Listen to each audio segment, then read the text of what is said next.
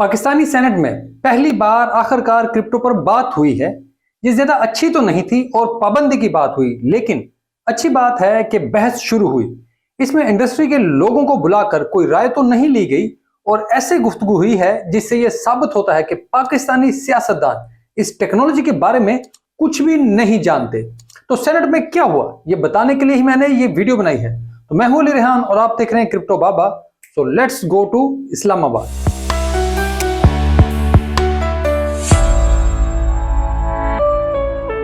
पहली बात कि सेनेट की कायमा कमेटी बराए खजाना में क्रिप्टो करेंसी पर बहस हुई और बैठते ही हुकूमत की जानिब से कहा गया कि क्रिप्टो करेंसी अच्छी चीज नहीं है। इसकी रोकथाम के लिए इंटरनेट पर क्रिप्टो करेंसी सर्विस बंद करने का फैसला किया जाए। ये इंतहाई अजीब बात थी क्योंकि इसके टेक्निकल मामलात पर कोई गुफ्तगू ही नहीं हुई। सेनेट की कायमा कमेटी बराए खजाना के इजलास में हुक्काम ने बताया कि स्टेट बैंक और वजारत इंफॉर्मेशन टेक्नोलॉजी ने क्रिप्टो करेंसी बंद करने पर काम शुरू कर दिया है। वजीर मुमलकत बराए खजाना आयशा गोस्पाशा का कहना था कि पाकिस्तान में क्रिप्टो करेंसी को कभी भी लीगल नहीं किया जाएगा, कभी भी कानूनी करार नहीं दिया जाएगा। फैटफ ने भी इस हवाले से शराइत लगाई हैं, क्रिप्टो करेंसी की इजाजत नहीं दी जाएगी। अब ये इंतहाई अजीब बात है कि फैटफ या किसी भी वजह से आप कोई टेक्नोलॉजी बंद कर दें, हालांकि यूरोपीय यूनियन ने इसे लीगल करार दिया है।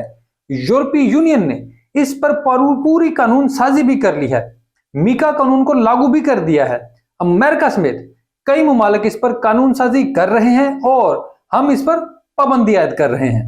पाकिस्तानी सियासतदानों ने इसके किसी भी मेरिट या डीमेरिट पर बात ही नहीं की, किसी माहिर को बुलाकर ब्रीफिंग ही नहीं ली और फिर इसे बंद करने का काम भी शुरू कर दिया। हालांकि ऐसी पाबंदी बिटकॉइन और कई क्रिप्टो करेंसियों पर लग ही नहीं सकती। ये कितनी अजीब बात है कि पाकिस्तानी सियासतदान ऐसी जाहिलाना गुफ्तगू कर रहे हैं जिसका कोई सर पैर ही नहीं है। मैं सियासतदानों की इज्जत करता हूं, लेकिन इन्हें भी इज्जत कमानी चाहिए। ये अच्छी है या बुरी, इस पर पाबंदी होनी चाहिए या नहीं, यह फैसला माहिरीन की राय के मुताबिक होना चाहिए, ना कि किसी की पसंद या नापसंद पर यह फैसला किया जाए। अमेरिका, यूरोप, पूरी दुनिया में क्रिप्टो पर कानून साजी जारी है या फिर हो चुकी है। उन्होंने इंडस्ट्री के माहिरीन को बुलाया, बात की और फिर नतीजा निकाला। पाकिस्तानी पार्लियामेंट को भी इस हवाले से माहिरीन को बुलाना चाहिए। लम्स यूनिवर्सिटी में ब्लॉकचेन का पूरा डिपार्टमेंट है, वहां इसे पढ़ाया जा रहा है।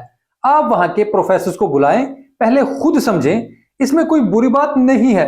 अमेरिका और यूरोप के कानून साजों ने भी माहिरीन को बुलाया, उनसे टेक्नोलॉजी को समझा कि यह है क्या, और फिर कहीं जाकर उन्हें इस बात की समझ आई।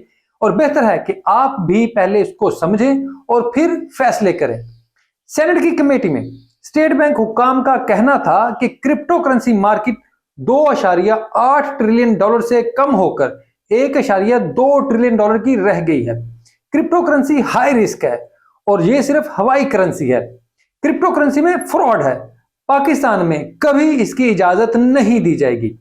लेकिन उन्होंने यह नहीं बताया कि बिटकॉइन और डिसेंट्रलाइज्ड क्रिप्टो करेंसी पर पाबंदी नहीं लगाई जा सकती। चीन जैसा मुल्क यह काम नहीं कर सका और अब वो हांगकांग को क्रिप्टो हब बना रहा है। चले आप खुद नहीं समझना चाहते तो दुनिया के बेशतर मुमालिक के तजर्बे को ही देख लें कि आखिर वो ऐसी कानून साजी पर क्यों मजबूर हुए हैं। कोई ना कोई बात तो होगी कि दुनिया के बड़े मुमालिक इस तरफ चले गए। कमेटी में सेनेटर सलीम मांडवीवाला ने कहा कि पाकिस्तान से अरबों डॉलर क्रिप्टो में इन्वेस्ट हुए हैं। स्टेट बैंक हुक्काम ने बताया कि क्रिप्टो करेंसी में पाकिस्तानी इन्वेस्टमेंट पर FIA कार्रवाई कर रही है, लेकिन उन्होंने ये नहीं बताया कि ये इन्वेस्टमेंट पाकिस्तानी रुपए में हुई है। ये स्टेबल कॉइन है, डॉलर नहीं है। अरबों डॉलर पाकिस्तान में मौजूद ही नहीं, ये पाकिस्तानी रुपए में इन्वेस्टमेंट हुई है। और अगर ये लीगल तरीके से हो तो हुकूमत टैक्स में अरबों डॉलर जरूर कमा सकती है। लेकिन पाकिस्तान में अक्लमंद लोगों की कमी है और हमेशा से रही है, और कोई अकल की बात करे तो उससे इनकी लड़ाई रही है। अब दूसरी तरफ देखते हैं, यूरोपीय यूनियन के वज़ीर खजाना की तरफ से नए क्रिप्टो कवानीन पर दस्तखत किए गए हैं।